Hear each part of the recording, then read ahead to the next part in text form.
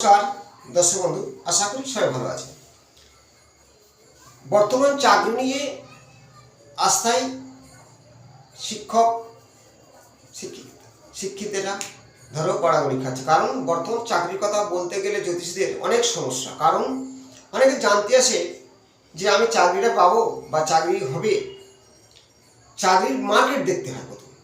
চাকরির মার্কেট কিন্তু আমাদের বর্তমান সরকারের নেই। চাকরি চলেই গেল, যারা চাকরি করতে তারা চলেই গেল। এবার চাকরি যদি অ্যাভেলেবেল থাকে তাহলে আপনার ক্ষেত্রে যোগ আছে, ঝট করে হয়ে যাবে। যোগ আছে, কিন্তু রাজার পাপে রাজ্য নষ্ট বলা হয়। যদি ভান্ডারে না মাল থাকে পাবো কোথায়? স্থান কাল পাঠ্য এগুলো বিচার করতে হয়। আপনার স্থানটা কোথায়, আমরা বসবাস করছি কোথায়, সেখানে কি চাকরি আছে? তার একটা প্রশ্ন থেকে যায়। তবুও আমি চাকরি নিয়ে অনেকে বলেছি, অনেক ভিডিও জানিয়েছিলাম চাকরির যোগ বা চাকরি চলে যাওয়ার কারণ। চাকরি যারা করছে চলে যাওয়ার কারণ হলো অনেক তত্ত্ব আছে। কিছু আমার জ্যোতিষশাস্ত্র অনুযায়ী এই শনির দশায় সাড়ে সাতি বা কেতুর অন্তর্দশা, রাহুর দশা, এই কারণে চাকরিগুলো সেই কারণে চলে গেছে। তার সঙ্গে তত্ত্বটা রাজনীতির ব্যাপার বা রাজার ব্যাপার। রাজার কিছু কর্মের ফল প্রজাদের ভোগ করতে হয়।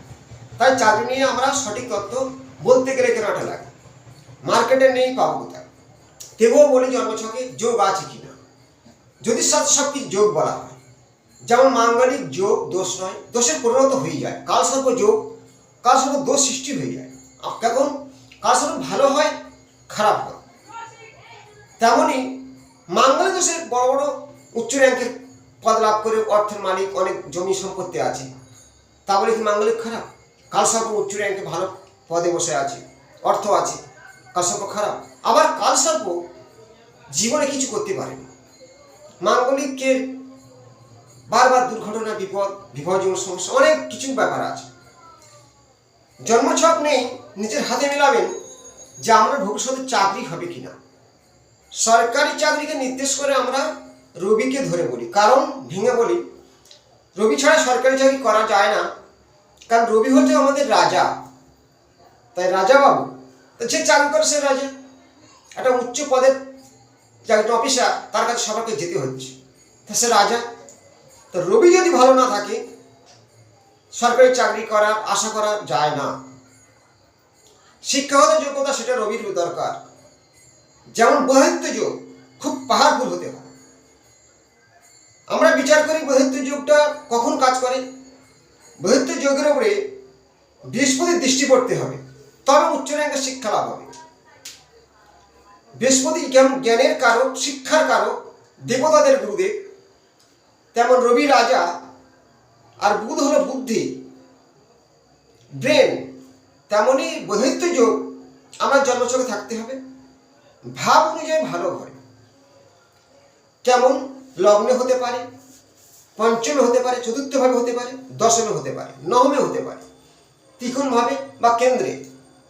অনেকের নেই, দ্বিতীয়ভাবেও অনেকের চাকরি হয়, কিন্তু মেন কর্ম দশম ভাবকে দেখা হয়। দশমে থাকা সবচেয়ে শুভ বহিত্ব যোগ, বা লগ্নে থাকা বা ত্রিকোণভাবে ভাগ্যের ঘর নবমে থাকা, এটা মূল। এবার রবি ভালো বলতে বুঝবো কি করে? তুঙ্গস্থ থাকা, রবি কোনো পাপগ্রহ দৃষ্টি না পড়া বা যুক্ত না হওয়া, 2 নম্বর পয়েন্ট। তাহলে বৃহত্ত যোগ আমাদের কখন কাজ করে? লগ্ন যেখানে হোক, 4 নম্বর ঘরে প্রাথমিক শিক্ষায় 4 নম্বর হতে পারে। বেশি উচ্চ র্যাঙ্কের শিক্ষা পঞ্চম ঘরে বৃহত্ত যোগ, আরও উচ্চ র্যাঙ্কের শিক্ষা দেয় নবম ঘরে। আপনার ভাগ্যের 9 নম্বর ঘর বৃহত্ত যোগ, বৃহস্পতির দৃষ্টি আছে, উচ্চ র্যাঙ্কের শিক্ষা লাভ করবে, তারা তো চাকরি পাবে। না পাওয়ার কারণ আরো কিছু তত্ত্ব আছে। চাকরি পাওয়ার আরো কিছু তত্ত্ব আছে। ষষ্ঠ ভাব, ষষ্ঠ ভাব বলতে সিম্পল একটা জেনে নিন। ধরা যাক যে কোনো লগ্ন, মিল লগ্ন, 1 2 3 4 5 6, এই 6 নম্বর ঘরের যে স্বামী রবি, এই রবি মেষের ঘরে তুঙ্গস্থ আছে, সেখানে বুধ আছে। বুধ হলো চতুর্থ পতি। চতুর্থ ঘর থেকে আমাদের কিছুটা শিক্ষা, বাড়ি, মাতা, তো সেই বুধ রবিযুক্ত হয়ে তুঙ্গস্থ অবস্থায় দ্বিতীয় ভাব বসা। দ্বিতীয় ভাবটা কি? ব্যাংক, অর্থের জায়গা। তাহলে সেখানে একটা ভালো পয়েন্ট পাওয়া গেল। যদি বৃহত্ত যোগ আপনার 9 নম্বর ঘরে আসে, ভালো পয়েন্ট। 2 নম্বর পয়েন্ট, এবার বৃহস্পতির দৃষ্টি আমার যদি বৃহত্ত যোগের উপর পড়ে, উচ্চ র্যাঙ্কের শিক্ষা লাভ হবে, চাকরি। ষষ্ঠ ঘরে কানেকশন কেন? ষষ্ঠ ঘরের যে অধিপতি গ্রহ, দশম ঘরের যে অধিপতি গ্রহ, ধরো দশম ঘর বৃহস্পতি, দশমপতি, সেই বৃহস্পতি চতুর্থ ভাবে থাকতে পারে। তা ধরা যাক কর্কট রাশিতে বৃহস্পতি তুঙ্গস্থ আছে, সেটা আপনার ঘর হিসেবে 9 নম্বর হতে পারে, 4 নম্বর হতে পারে, বা পঞ্চম ভাব হতে পারে, লগ্ন হতে থাকতে পারে, লগ্ন হতে পারে, যে কোনো ভাগ হতে পারে। বৃহস্পতিকে দৃষ্টি বিনিময় করতে হবে রবির উপরে, বুধের উপরে, তবে উচ্চ র্যাঙ্কের শিক্ষা। সেই বৃহস্পতি নবমপতি বা দশমপতি হতে পারে, একাদশপতি হতে পারে, ষষ্ঠপতি বৃহস্পতি হতে পারে, রবি হতে পারে, বুধ হতে পারে, শনি হতে পারে। সরকারি চাকরি শনির ক্ষেত্রেও হয়, অনেকে বলে হয় না, হয়। উচ্চ র্যাঙ্কের কৃষি দপ্তরের চাকরি যারা করে, সরকারি উকিল যারা, সরকারি উকালতি, ম্যাজিস্ট্রেট, এদের শনির কারণ। শনি বৃহস্পতি যে গুরু সৌরী যোগ, বেশিরভাগ ওকালতি দেয়। গুরু সৌরী যোগটা ওকালতির দেখা যায় বেশিরভাগ। তা ষষ্ঠপতি, দশমপতি এবং দ্বিতীয়পতি যদি কানেকশন থাকে সঠিক, তাহলে আপনার চাকরি দেরি হলেও হবে। একটা পয়েন্ট ভালোভাবে বুঝে নিন। যদি কোনো পাপকৃত না হয় রবি বা বৃহস্পতি, এই বৃহস্পতির সাথে কেতু বা রাহু বলে এটা বলা হয় গুরু চণ্ডাল দোষ। বা বৃহস্পতি শুক্র দুটো শুভ গ্রহ একত্রে আছে, চাকরির ক্ষেত্রে বাধা সৃষ্টি হবে। রবি আর বৃহস্পতি চাকরির মূল কারণ সরকারি দপ্তরে, কোম্পানির চাকরি আরো বিভিন্ন গ্রহের কারণে হয়ে থাকে। ষষ্ঠ, দশম, একাদশ, দ্বিতীয় কানেকশন ভাব কি? কেন্দ্রে হতে পারে, ত্রিকোণ ভাগ হতে পারে। তাহলে সরকারি চাকরি আমরা হবে কিনা সবই জেনে নিন। এবার দশা আপনার কি চলছে দেখতে হবে। যদি বৃহস্পতির দশা, চাকরি হবে। রবির দশায়ও হয়, রাহু বা কেতুর দশায় বাধা সৃষ্টি হয়ে থাকে। শনির দশায় চাকরি হয়েছে, সারাসারি চাকরি হয়েছে, শনিকে ভয় পাওয়ার কোনো কারণ নেই।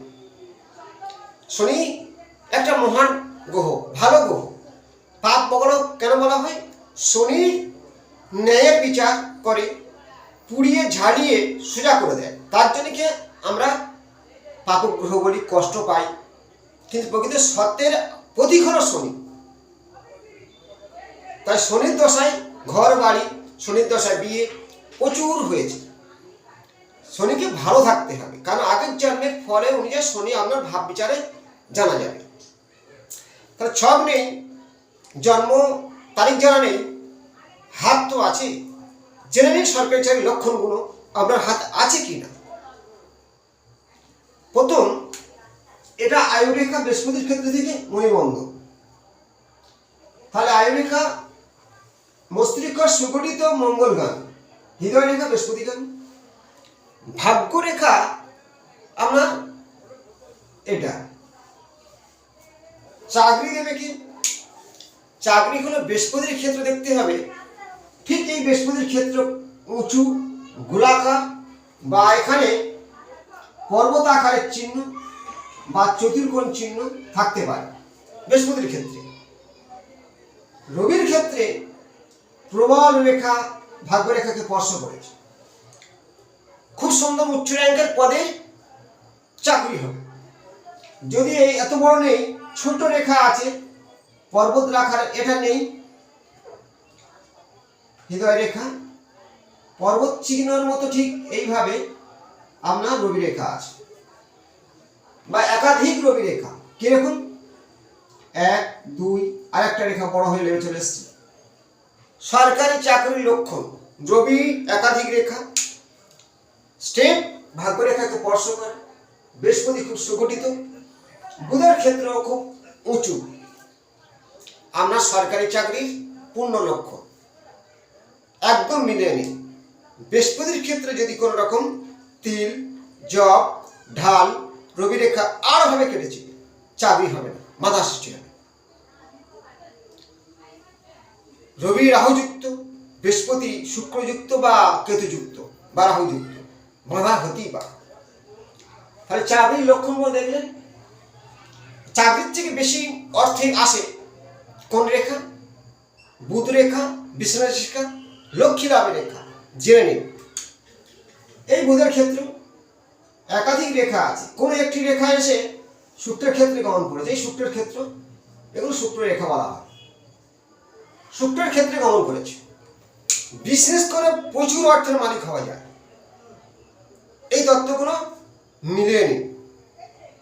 চাকুরি ও ব্যবসা, জন্মছকে সপ্তম ঘরে আমরা শুভ গ্রহ বসে আছি, লগ্নের দৃষ্টি, লগ্নপতি বা একাদশপতি যুক্ত, খুব সুন্দর ব্যবসায় উন্নতি হবে, প্রচুর উন্নতি দেখেছি। সপ্তম ঘর সে পাপগ্রহ হোক শুভ গ্রহ হোক, সেই ব্যবসা হবে, সেই গ্রহের কারবাত অনুযায়ী। রবিকে আমরা বলি কি পাপগ্রহ হিসেবে ধরা হয়, বিবাহ জীবনের সমস্যা দেয়। সপ্তম ঘরে কাঠ পাথরের ব্যবসা করে উন্নতি করেছে সপ্তম ভাবে রবি। আবার দশমপতি সপ্তমে আছে শুক্র, স্টেশনারি, বিউটি পার্লার, জামা কাপড়, সাজের বিভিন্ন লাক্সারি ব্যবসায় প্রচুর উন্নতি করেছে।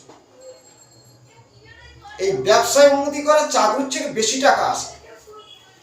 যাই হোক, আমরা খুব বাধা হচ্ছে চাকরি। প্রথম জেনে নিন, আপনার বাস্তে চলে যান 90 ডিগ্রি সূর্য ওঠে, দক্ষিণ দিক পূর্ব দিকে কর্নার 135 ডিগ্রির মধ্যে বা 40 ডিগ্রির মধ্যে যদি আমরা জল ইউজ করে থাকেন, জল, ব্যবসা ডুবে যাচ্ছে, উন্নতি নেই। মিলিয়ে দেখুন। চাকরির ক্ষেত্রে বাধা হচ্ছে, বাস্তু কি করে বুঝবো?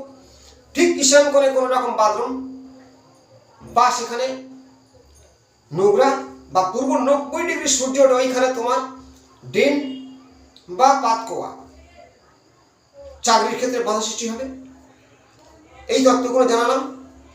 আশা করবে লাইক শেয়ার করুন, আপনার সমস্যা কমেন্টে জানান, প্রেডিকশন করার জন্য ফোন করুন অনলাইনে। ভালো থাকবেন, নমস্কার।